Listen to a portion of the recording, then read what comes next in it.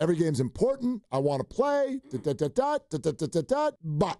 And then goes on to say, you never know. If I play, am I risking turning this into a Burrow? Or is it just going to hurt a little bit? Kind of a thing. And that's the question I would be asking. Can this be made worse just by playing, or is this just a pain management thing? And if you're taking a risk of making this a season ender, well, then the answer is hard no. Well, game time decision. And the one takeaway was, I'm going to have to see how it feels when I get out there before the game. And you were mentioning earlier that at 11:30 is where you have to submit your actives and your inactives officially. They got a 1:25 game, so I don't know if it still is 11:30. No, it's not. So it's probably noon then. 90 minutes before. Technically, a little bit before noon. So if fine. It's a 1:20. Yeah, 11:55. Just hearing him talk, the fact that he talked at all, and then hearing him talk that, they're already working through footwear and orthotics. They're already trying to figure out what might be comfortable, what might be supportive, what might work for him from a shoe standpoint, and him saying, I got to wait until I get out there on game day and see how it feels. So 125 kick, you get out there probably at 10 o'clock and you do your first little runaround session, and if he feels all right, he's going to play. Correct. I think Brock's going to sit this week. That's likely. I'm going to put this here's how I would phrase kind of what I think the 49ers are doing, what I think Brock Purdy is doing. I think that, because you always have to go into anything in life with a plan, but then be open. Like you've got a young daughter, right? I would argue that you do this every single time you leave the house. Every time you wake up in the morning, you've got a plan, but then we're going to be open to go a different way. And that could be because the school calls, or go back a couple years. It could just be because we're about to leave and she just filled her diaper. This all that, every day. Every single thing. So you have to have a plan, but then be flexible and open for it to go a very, very different way. And I think that's what the Niners are doing here. And the plan is to start Mac Jones, but be flexible to be ready to go a different way if things progress rapidly over the next 72 hours or so. Again, this is me guessing, but I'm guessing based on what I'm hearing. There's one specific part of his sentence when he's talking about whether or not he's going to play that kind of stands out to me. And let me reread the quote. We just heard him say it, but here's the quote. Just got to see come game time how I feel. Obviously, I want to play every game. I want to be out there. You only get 17 regular season games.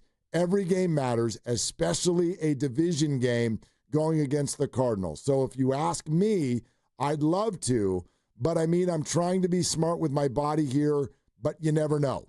We'll see when the game comes. The sentence that stands out to me is, first of all, the one that includes the word but. Yes, every game's important. I want to play, but. Got to be smart with your body. And then goes on to say, you never know. You never know is what we say when you buy a lottery ticket.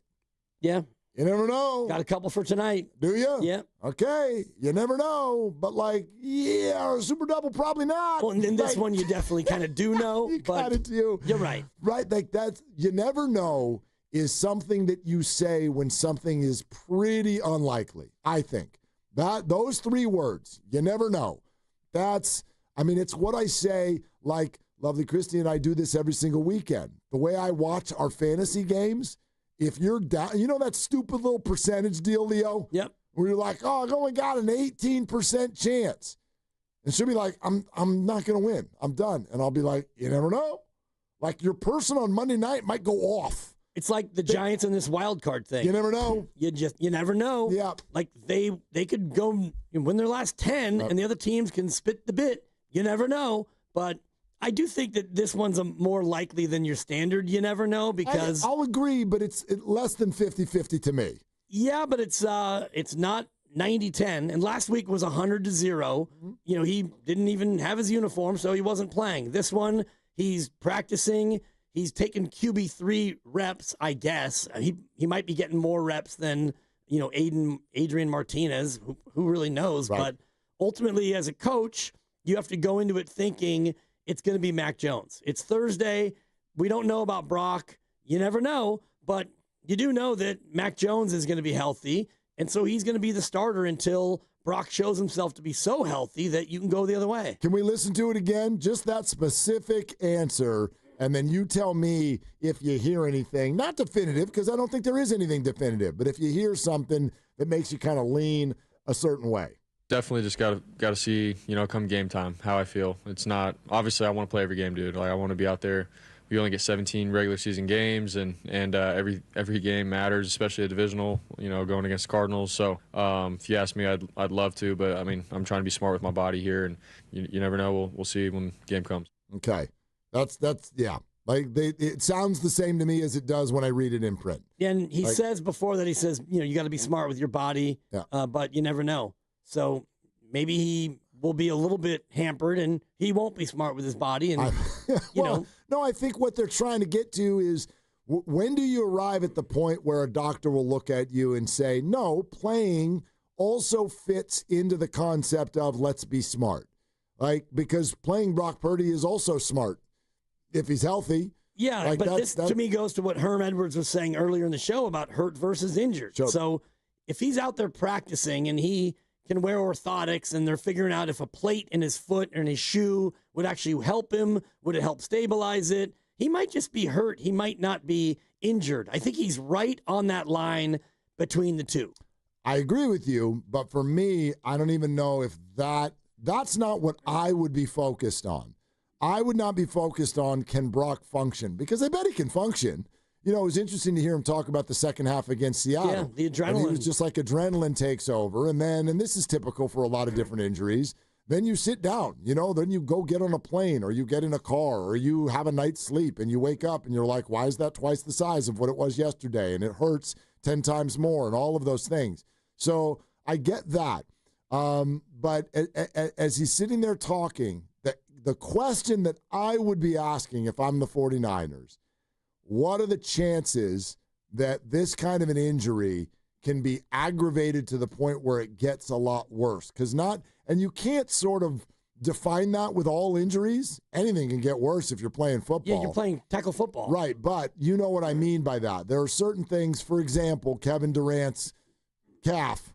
Like, okay, dude, like this is a super risk, but it's the NBA Finals. So it's a super risk. And he wanted to play. And he blew his Achilles. So yes, this is an indicator that you can make this worse.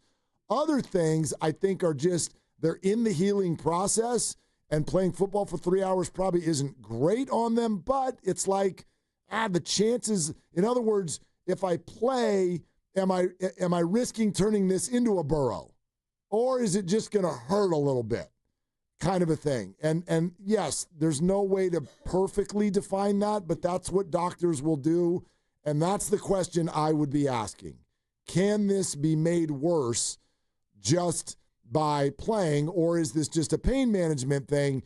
And if you're taking a risk of making this a season ender, well, then the answer's hard no. Well, of course. The answer's hard no. There's no way that you can honestly determine that. And even if he waits 2 to 5 weeks, he waits 5 weeks and his toe is perfectly healed, it can happen again.